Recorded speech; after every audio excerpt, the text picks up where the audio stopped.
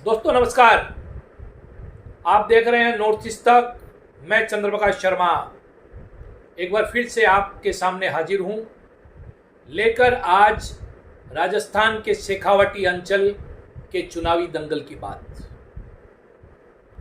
जैसा कि आप जानते हैं कि असम तथा पूर्वोत्तर में शेखावटी अंचल के लोगों की बहुतायत है। यहाँ के विभिन्न जिलों से शेखावटी अंचल के लोग यहाँ आकर बसे हैं। उनकी उत्सुकता रहती है, उत्कंठा रहती है कि हमारे इलाके से कौन जीत रहा है, कौन उम्मीदवार जीत रहा है, कौन सी पार्टी जीत रही है। तो बात करते हैं शेखावटी अंचल की 21 सीटों की। शेखावटी अंचल की 21 सीटों पर पिछली बार कांग्रेस ने 15 सीटें जीती थी। भाजपा के खाते में महज 4 सीटें गई। एक पर बसपा विजयी हुई और एक पर निर्दलीय उम्मीदवार कामयाब रहे। क्या इस बार समीकरण बदलेगा? शायद मुश्किल लग रहा है। अभी तक इस इलाके में भाजपा की जो तैयारी दिखनी चाहिए थी वो तैयारी शायद नहीं दिख रही है। कांग्रेस इस इलाके में भाजपा की तुलना में थोड़ी आगे नजर आ रही है। और इस सारी परिस्थिति में जो एडवांटेज, जो लाभ माहौल बनाने में कांग्रेस को मिला है वो है कि इस बार इस इलाके से जो भाजपा के सबसे कद्दावर नेता हैं राजेंद्र राठौड़, चूरू में उनका खासा प्रभाव माना जाता है। चूरू विधानसभा सीट से वो जीतते रहे, किंतु इस बार उन्होंने अपनी विधानसभा सीट बदल दी। क्यों बदली? क्योंकि पिछली बार चूरू विधानसभा सीट से वो महज 1850 वोटों से ही जीत पाए और ऐसा माना जा रहा है कि इस बार वो सीट सेफ सीट नहीं है, इसलिए वो तारानगर अपनी पुरानी सीट पर चले गए।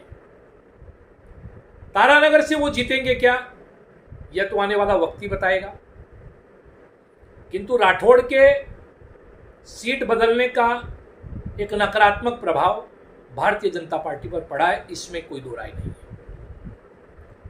इसके अलावा इस इलाके में अगर हम सीटों पर नजर डालें तो चूरू जिले में 6 सीट आती है, जिसमें सुजानगढ़, सरदार शहर, रतनगढ़, तारानगर और सादुलपुर विधानसभा सीट है। झुंझुनू जिले में 7 सीटें हैं। खेतड़ी, मंडावा, झुंझुनू, नवलगढ़, उदयपुर वाटी, पिलानी और सूरजगढ़। सीकर में 8 विधानसभा सीटें हैं। नीमका थाना, दातारामगढ़, लक्ष्मणगढ़, खंडेला, सीकर, दोद, श्री माधोपुर और फतेहपुर। सीकर में तो पिछली बार भाजपा का खाता भी नहीं खुला। 8 की 8 सीटें कांग्रेस के पाले में गई।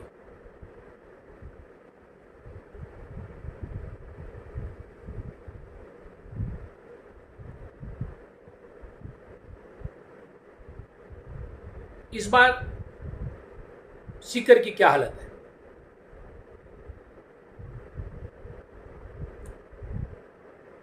अगर हम सीकर की 3 हॉट सीटों की चर्चा करें तो सीकर सीट पर, सीकर विधानसभा पर राजेंद्र पारीक जो पूर्व मंत्री है कांग्रेस के, उनके सामने अभी तक भाजपा को कोई योग्य उम्मीदवार नहीं मिला। लक्ष्मणगढ़ में अवश्य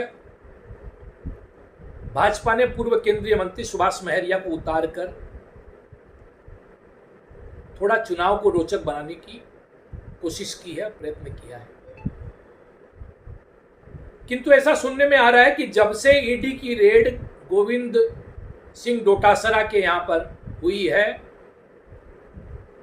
जो कुछ जाट समुदाय के लोग उनसे दूर भी हुए थे उनमें एक सहानुभूति उनके प्रति वापस आई है। और इस बात से भी इनकार नहीं किया जा सकता कि गोविंद सिंह डोटासरा ने लक्ष्मणगढ़ विधानसभा में बहुत काम किया विकास का। कांग्रेस के बड़े नेता हैं, अध्यक्ष हैं, इसका लाभ भी उनको मिलेगा। फतेहपुर, हालांकि चूरू विधानसभा, माफ कीजिएगा, चूरू जिले के अंतर्गत आती है, किंतु फतेहपुर में भाजपा ने कोशिश की है और श्रवण चौधरी को उतारा है। उससे वहां पर एक रोचक फाइट होने की उम्मीद है। किंतु अगर हम नवलगढ़ की बात करें या फिर हम सुजानगढ़ की बात करें,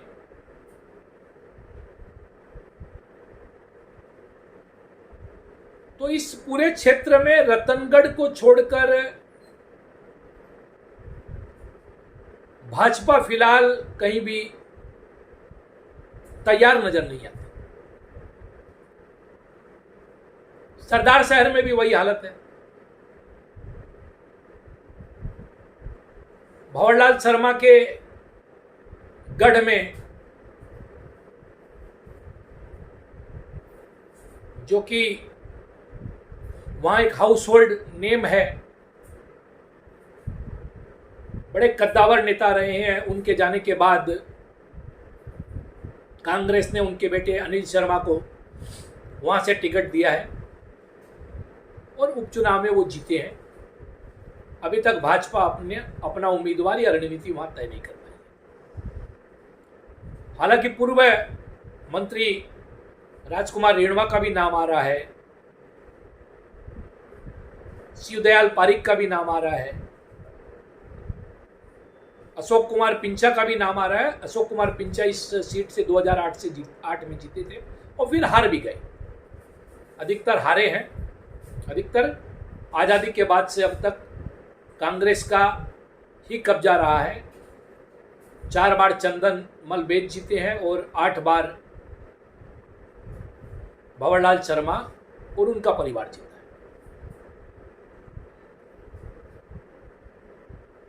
तो ये 21 सीटें, जो कि राजस्थान विधानसभा की 10% से थोड़ी ज्यादा है, 200 सीटों से,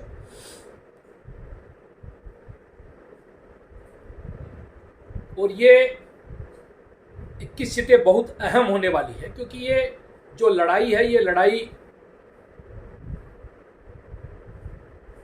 बहुत नजदीक जाएगी।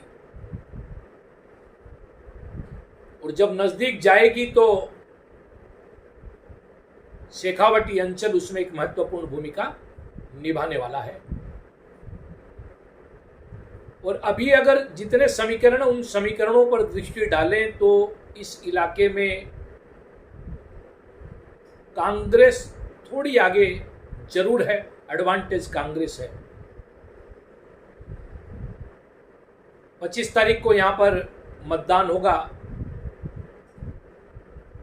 उससे पहले क्या भाजपा अपने आप को इस दौड़ में शामिल कर पाती है, यह देखने की बात होगी। क्योंकि भाजपा को खाली लड़ाई कांग्रेस से नहीं लड़नी है, भाजपा को लड़ाई भाजपाइयों से भी लड़नी है। क्योंकि जिस दिन मुख्यमंत्री पद का उम्मीदवार कौन होगा भाजपा में, इसको लेकर प्रधानमंत्री ने घोषणा की कि कमल ही चेहरा और कमल ही उम्मीद है, इसलिए कमल पर वोट दें। और वसुंधरा राजे को दरकिनार करने की कोशिश की।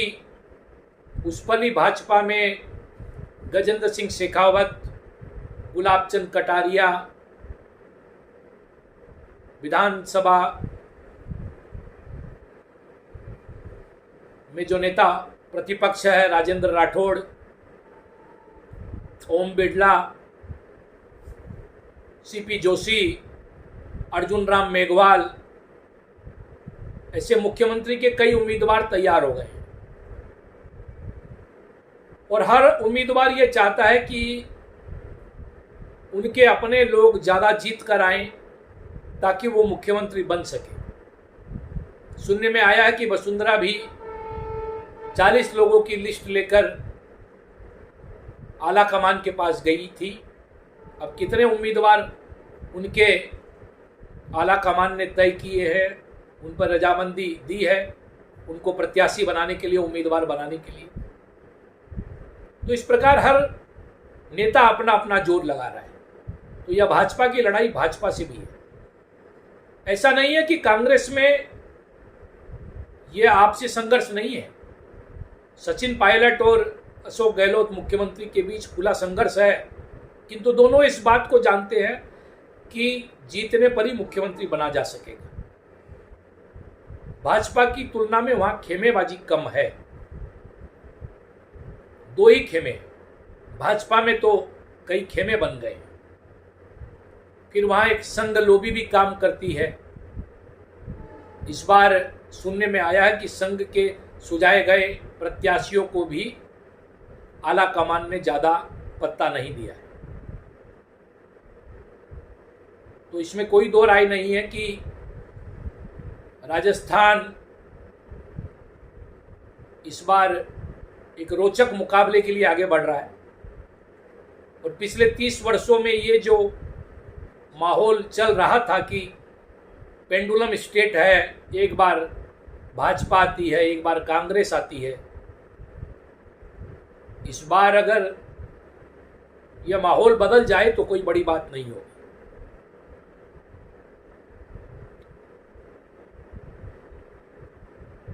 भाजपा ने अपना सर्वे करवाया है। उस सर्वे में खुद को 125 के आसपास सीटें दे रही है भाजपा। कांग्रेस को 70 सीटें दे रही है। जो कांग्रेस जब चुनाव हारती है तो 20-25 सीटों पर सिमट जाती है। अगर उसे भाजपा खुद के सर्वे में 70 सीटें दे रही है तो यह भी एक खतरे की घंटी है। और दल में आपसी जो खींचतान है उसके बावजूद और कोरोना के बावजूद मुख्यमंत्री अशोक गहलोत ने जिस प्रकार से इस बार काम किया है, लोगों को सुविधाएं दी है, लोगों को योजनाएं दी है, उन योजनाओं का लाभ निश्चित रूप से कांग्रेस को मिलने वाला है। और भले ही गहलोत को औपचारिक रूप से मुख्यमंत्री कांग्रेस ने डिक्लेयर नहीं किया हो, किंतु राजस्थान में गहलोत वर्सेस हु कि गहलोत वर्सेस कौन है भाजपा की तरफ से? क्या प्रधानमंत्री मोदी है? हालांकि मोदी के ब्रांड पर भाजपा चुनाव लड़ती है, किंतु कर्नाटका और हिमाचल प्रदेश में इसका खामियाजा पार्टी भुगत चुकी है। और ऐसा लगता है कि कहीं न कहीं इसका नुकसान भारतीय जनता पार्टी को राजस्थान में भी होने जा रहा है। तो देखना होगा कि भाजपा क्या रणनीति बनाती है और क्या कांग्रेस से एक बार फिर सत्ता हथियाने में, सत्ता छीनने में और राजस्थान विधानसभा में कमल खिलाने में कामयाब हो पाएगी या नहीं, यह तो 3 दिसंबर को ही पता चलेगा। किंतु राजस्थान के चुनाव इस बार रोचक होने वाले हैं। आसान नहीं है भाजपा की भी राह, इसमें कोई दो राय नहीं है। देखते रहिए नॉर्थ ईस्ट तक। सब्सक्राइब करना न भूलें। नमस्कार, वंदे मातरम, भारत माता की जय, जय अयोध्या, जय राजस्थान।